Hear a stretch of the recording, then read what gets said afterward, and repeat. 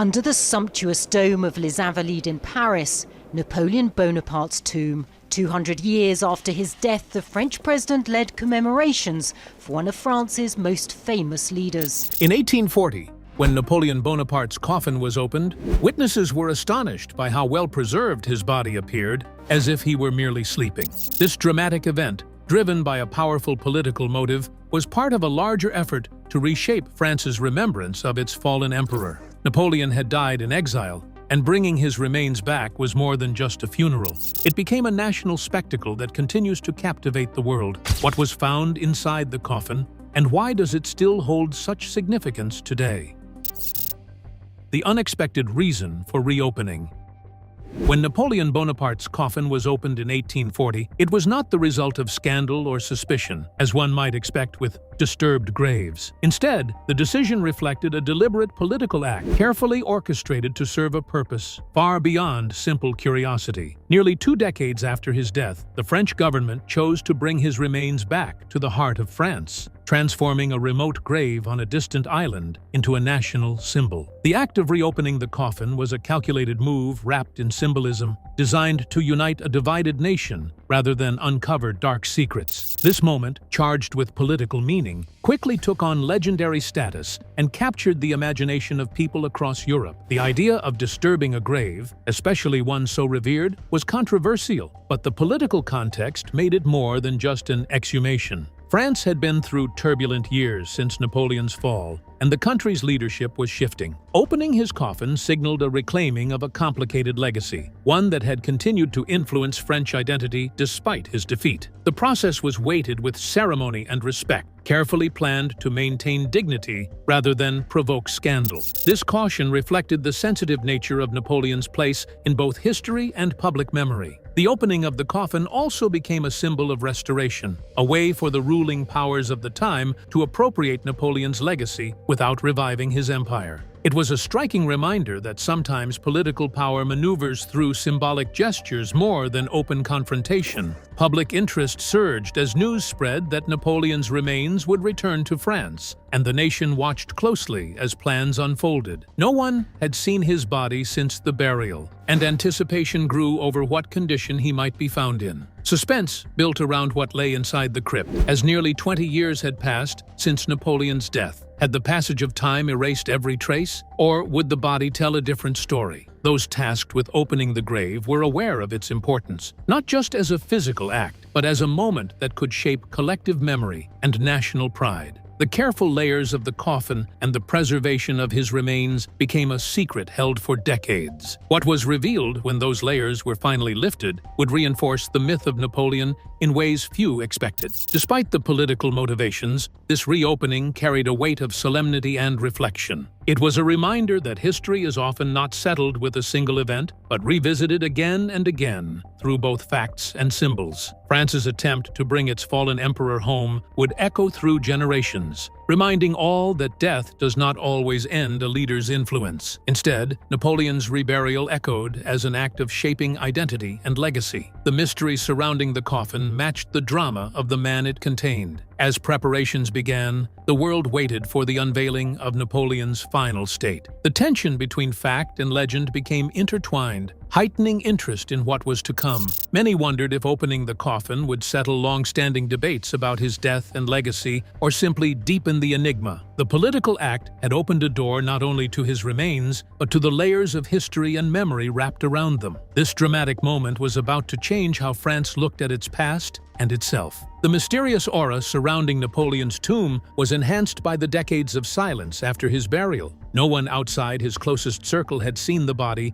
since 1821. The opening promised to bring truth into the open, yet it was laden with expectation that blurred scientific reality with myth. This anticipation would soon reveal a surprising discovery, one that added new shades to the story of Napoleon's legacy. It was a discovery that France would never forget, and that would endure in its cultural consciousness. Though the true details of why and how the coffin was opened are complex, the moment itself remains a turning point in French history. It was an event of remembrance and political symbolism, a reenactment of power that far surpassed the simple act of moving a body.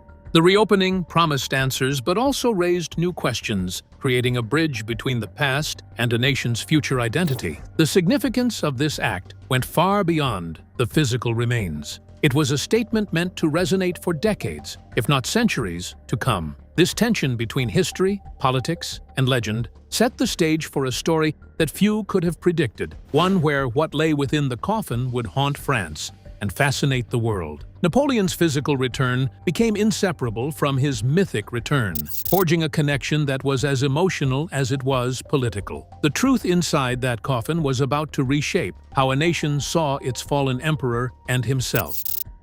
Napoleon's exile and final years. Napoleon Bonaparte's final years were marked by his defeat and reluctant exile to St. Helena, a remote island in the South Atlantic Ocean. After his crushing loss at the Battle of Waterloo in 1815, the British government decided to imprison him on this isolated spot, far from Europe, to prevent any chance of escape or return to power. The island's extreme remoteness and intense security made it nearly impossible for Napoleon to influence events or escape, ensuring that his era of rule was definitively over. He arrived there under strict supervision and lived his last days away from the public eye. The period of his exile caused Napoleon to experience a progressive deterioration of his health. The man who once commanded respect from all of Europe spent his final days in physical decline and isolation. Medical reports from that time indicate he suffered from stomach cancer, the same fatal illness that had claimed his father. The autopsy performed on May 5, 1821, showed cancer as the cause of death, despite modern theories which proposed possible poisoning as an explanation. The details from his final days paint a picture of a defeated leader quietly fading away. Napoleon lived in Longwood House, a modest residence compared to his former palatial estates. The activities of his day involved reading and dictating material until he experienced physical discomfort and social isolation. The friends who stayed with him during his time as a prisoner included his valet, Louis Marchand, who helped him maintain a small group of companions. The British allowed some contact with visitors, but kept a strict watch to prevent any political plotting. His mental and physical state increasingly suffered under the strain of captivity. The political context of his exile reflected the alliances against him. France's enemies wanted to ensure the stability of the continent by keeping it far removed. The monarchs who restored power after his confinement ended built their new regimes to erase all traces of revolutionary power that he had once held. Napoleon maintained his regal dignity while serving time as a prisoner because he used his memoirs and discussions with others to present his version of events. His exile brought him personal suffering and served as a means to express his political beliefs. The British assumed control of all funeral arrangements after his death and conducted an autopsy, which they officially documented through their report. His burial process on the island showed that his fate had reached a definite conclusion. The report of stomach cancer confirmed the immediate cause of death, while later generations argued about the possibility of poisoning as an alternative explanation. The official record, which remains accessible today, serves as crucial evidence for the case. He was buried in a quiet valley, which his family chose to keep their tomb site simple and hidden from view. The restored Bourbon monarchy that ruled France at his burial time showed no desire to publicly commemorate Napoleon. The government wanted to prevent his grave from becoming a gathering place for Bonapartists and revolutionary supporters. His body remained outside his native country because his death needed to be treated with social restraint. His exile and burial showed that he had lost his power while authorities tried to end an active period of European history. The people purposely built both physical and political distance to create their desired effect. Napoleon's legend continued to grow through time because veterans and common people appreciated his military skills and his plans for France. His name continued to represent national pride and glory, despite official efforts to reduce its importance. His life story gained a tragic and romantic quality through his exile and death on a distant island. The public admiration of his remains existed alongside official government rejection of his remains, which created a political opportunity for future political actions involving his remains. As the French monarchy evolved, the desire to reclaim part of Napoleon's legacy would eventually converge with the wish to bring his remains home, setting the stage for the dramatic events of 1840. The burial and coffin design.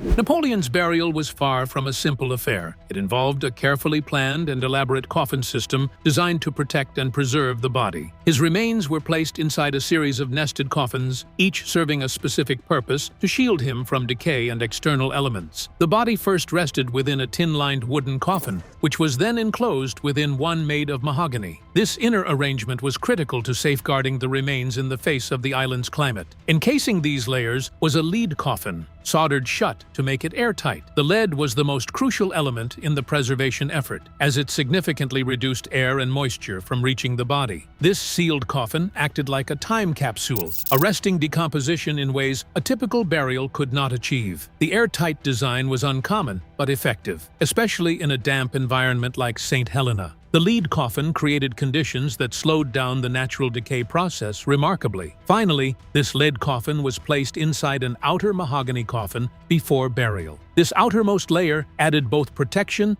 and an element of dignity befitting an emperor, even in exile. The entire coffin was then lowered into a grave covered by stone slabs, left undisturbed for nearly 20 years. The multi-layered structure was both practical and symbolic, reflecting the importance of the man inside, even in death. The choice of materials and the methodical construction serve as early evidence that Napoleon's burial was taken seriously, albeit quietly. His British captors ensured that, despite exile, the treatment of his body was respectful and in line with practices to maintain dignity. This care would prove crucial when, years later, the coffin was opened and observers reported the condition of the remains. None of these details was designed with future exhumation in mind, yet they allowed for extraordinary preservation. The grave opening process began in 1840, when workers started to remove burial materials until they discovered the metal casket. The team needed to create an access point through the lead container by making precise cuts that would preserve both the other caskets and their contained remains. The process created heightened suspense among the audience because they had not witnessed the corpse since its interment. The coffin design established the conditions that people would think enabled the body to maintain its original state. The lead coffin maintained an environment that prevented bacterial growth and restricted air contact, two common factors that lead to organic material degradation. The humid conditions of the island should have caused fast body decay, but the lead barrier created a stable microclimate that maintained the body. The current historians determine that these particular conditions provide a rational basis that explains how eyewitnesses described Napoleon's unusually preserved facial characteristics. The coffin design functioned as a preservation system that succeeded without any intention from its designers. This elaborate coffin system highlights how death and remembrance intersect with politics and symbolism. The imperial dignity of the royal family continued through their burial rituals, which maintained their royal status even during their time in exile. The physical protection of the remains mirrored the legacy Napoleon would come to have in French political culture. The coffin served as a container for the body and the upcoming historical events, which would be documented. Looking beyond the burial itself, the political transformations in France during the following decades would finally create the conditions for Napoleon's return, a closing of the circle that began with his defeat and exile. France's political climate in 1840. By 1840, France had undergone significant political upheaval since Napoleon's exile and death. The Bourbon monarchy that had ruled after Napoleon fell was no longer in power, replaced by the July monarchy under King Louis-Philippe I.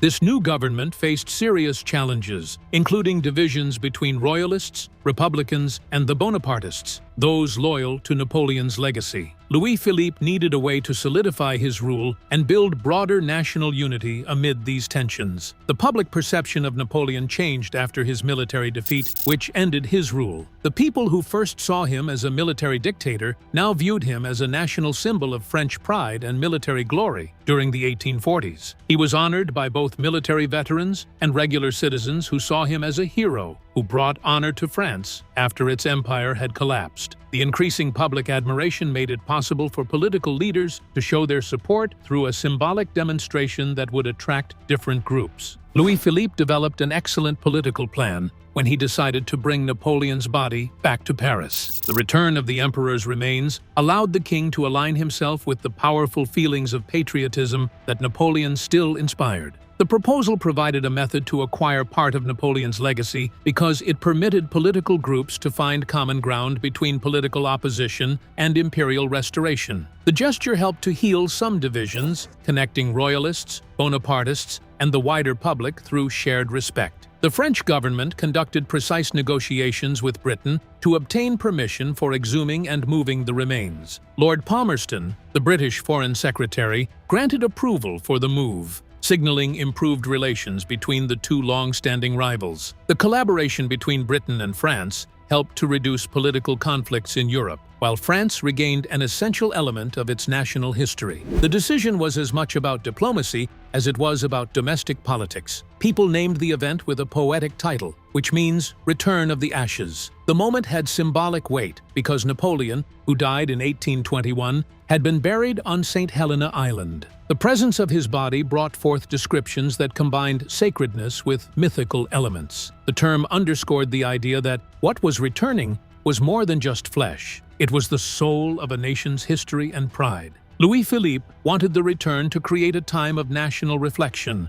which would bring people together to remember their shared past instead of focusing on contemporary political conflicts. The veterans who served with Napoleon shared a deep bond with this occasion, while the general public took delight in commemorating a person who transformed Europe. The return represented France's effort to reclaim its historical identity while showing its international status. The act, treated with political intent, received execution through dignified proceedings that preserved its serious character without creating any public disputes. The government used Napoleon's body transfer to create a shared heritage narrative, which they wanted to maintain among the French people. The government organized the event with great care to ensure it was seen as a respectful tribute and a symbol of national cohesion. The moment gained strength and lasting power through this dual nature. Louis-Philippe used Napoleon's remains to establish himself as the legitimate ruler of France. He separated himself from the Bourbon Restoration failures, which affected his control over France during his reign.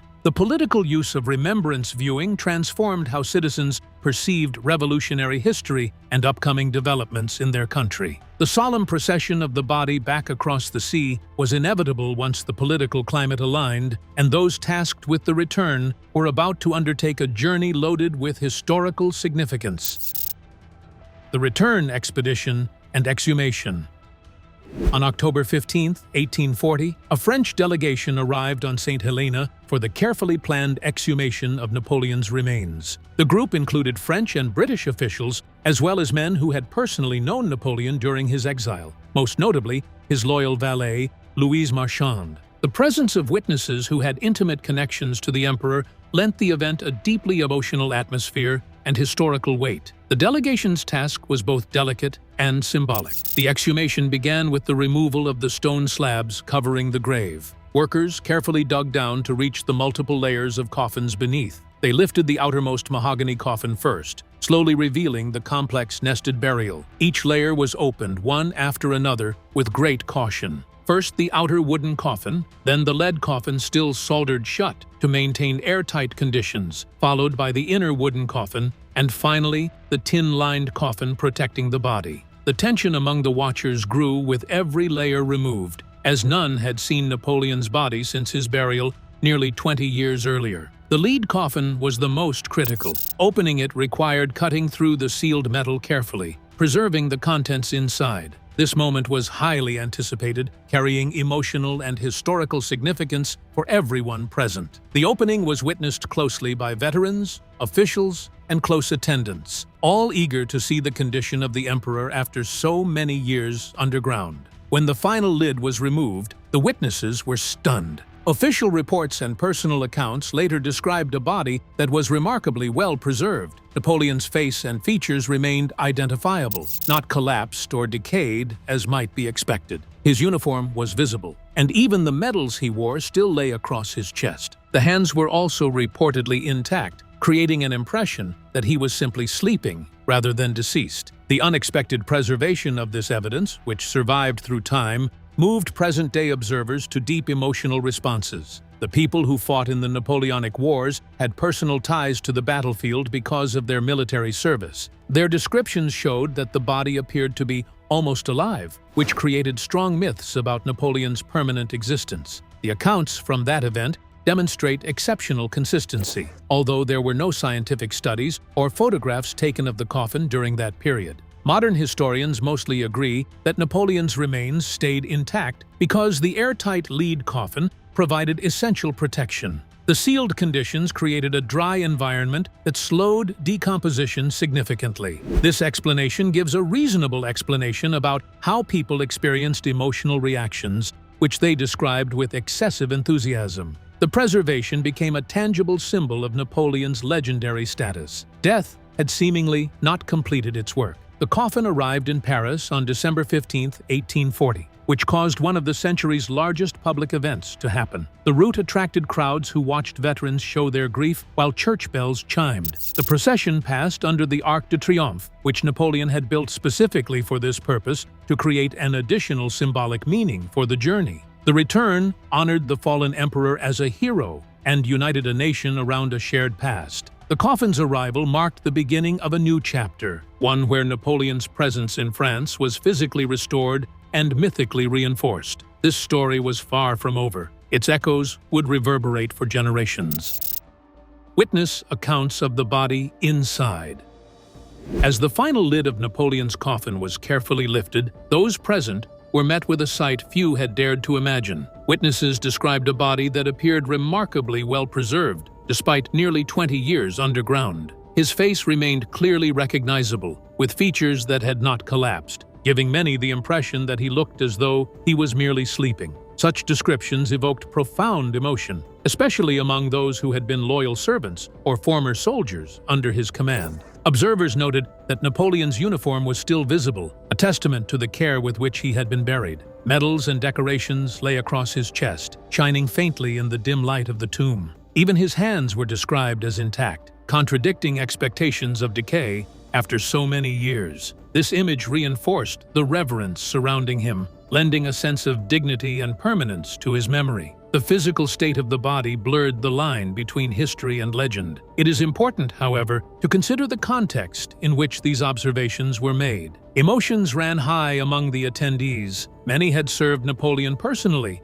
and revered him as a hero. Their memories and hopes may have influenced what they reported, coloring the descriptions with a sense of devotion and nostalgia. No scientific examination or photographic evidence was documented at the time, underscoring the subjective nature of the testimonies that shaped the story. Despite this, the consistency across accounts adds credibility to the claim of extraordinary preservation. Multiple witnesses, including military officers and close attendants, concurred on the body's condition. The emotional weight of the moment did not diminish the fact that something unusual had been found in that lead-sealed coffin. This unexpected state of preservation began to build the legend of Napoleon's enduring presence beyond death. Modern historians attribute the coffin design to the state that witnesses reported. The lead airtight coffin, by reducing air and moisture exposure, would have created a dry environment that significantly slowed decomposition. Scientific knowledge combines with historical evidence to demonstrate how actual burial practices led to exceptional body preservation. The coffin functioned as a time capsule, which kept the body unchanged for many years. The authorities transferred Napoleon's body into new coffins, which they had prepared for his return to France after they conducted their inspection. The remains received proper treatment through this quiet process, which preserved their dignity while maintaining control over the return story. The transportation process demonstrated that people recognized both the physical remains and the emperor's total legacy as important aspects of his legacy. The political and cultural significance of each step required careful evaluation. The reverberations of this discovery inevitably gave rise to questions and doubts that would persist for generations. Controversies and conspiracy theories. After the return of Napoleon's body to France, numerous controversies and conspiracy theories emerged surrounding his death and the authenticity of his remains. Some historians and writers speculated that Napoleon may have been poisoned with arsenic, fueling popular intrigue about hidden plots and assassinations. Others suggested that the British had secretly replaced Napoleon's body before the 1840 exhumation, creating a substitute to obscure his fate. These theories gained traction, despite a lack of supporting evidence. The 1821 medical report, which determined stomach cancer as the cause of Napoleon's death, provides the most trustworthy account of his passing. The 1840 opening lacked modern forensic examinations and photographic evidence, which led to ongoing speculation about the case. French authorities have not authorized any official re-examination of the case, which remains unsolved because there is insufficient scientific proof to support the existing theories. The most common theory posits that arsenic poisoning caused her death, which researchers established through hair samples that revealed high arsenic concentrations. The study results remain disputed because some researchers believe that environmental elements could have affected the findings. The unresolved matter regarding Napoleon's death has created an additional unsolved mystery that sustains his mysterious reputation. The dramatic assertions about body substitution lack any trustworthy historical documentation that supports these claims. The exhumation process required officials from both France and Britain to witness the event, which made it impossible to hide a secret body exchange. The ongoing existence of these theories demonstrates that Napoleon maintains a strong influence over the shared public consciousness. The public remains interested in his life because every new hypothesis generates additional legends about him. Napoleon's death and burial created a new mythological tradition that marked the conclusion of an earlier historical period. The opening of his coffin showed a body that remained intact since burial, while it served as a platform for people to express their aspirations and apprehensions and share their personal experiences throughout the years. The ongoing public interest in these controversies about the emperor continues because there is no conclusive resolution that keeps Napoleon an enduring subject of public curiosity. Despite the unanswered questions, the 1840 opening stands as the last confirmed moment the emperor's body was seen. Lasting impact on France and history. The reopening of Napoleon's coffin in 1840 was a symbolic act that reshaped French identity and political unity. Bringing his remains back to Paris allowed France to reclaim a vital piece of its history, offering a gesture of national pride during a time of political division. Napoleon's body was eventually placed beneath the dome of Les Invalides, a site that symbolizes French glory and power, and remains a major tourist attraction. His body remained intact, which strengthened the legend about him while proving that he continued to influence political and cultural matters after his defeat. King Louis-Philippe used the act of repatriating Napoleon's remains to honor the former emperor while he avoided restoring the empire, which created a political bridge between royalists and Bonapartist supporters during the tumultuous July monarchy period. The document established a common basis for understanding between two opposing groups in the divided country. Napoleon's theatrical comeback strengthened French national identity during a period when Europe experienced political turmoil. The French nation used his preserved physical remains as a strong national emblem, which established his legacy through official events and educational programs and popular French national remembrance. The 1840 event showed that Napoleon remained a powerful force even after his death, because his exile turned into an essential part of French national identity. Napoleon's tomb functions as a major historical emblem of France, which draws millions of tourists to visit each year. The opening of his coffin nearly 2 centuries ago marked a turning point in how France remembers its history. The passage shows that historical knowledge exists beyond written records because it exists through national symbols and national rituals and collective national remembrance. Napoleon's return from exile continues to shape French identity and inspire national pride. Napoleon's coffin opening was more than a historical event. It was a national rebirth of a legend. The surprising preservation of his body and the political symbolism of his return helped shape France's identity for generations. If you found this journey through history captivating, be sure to like and subscribe for more stories that bring the past to life.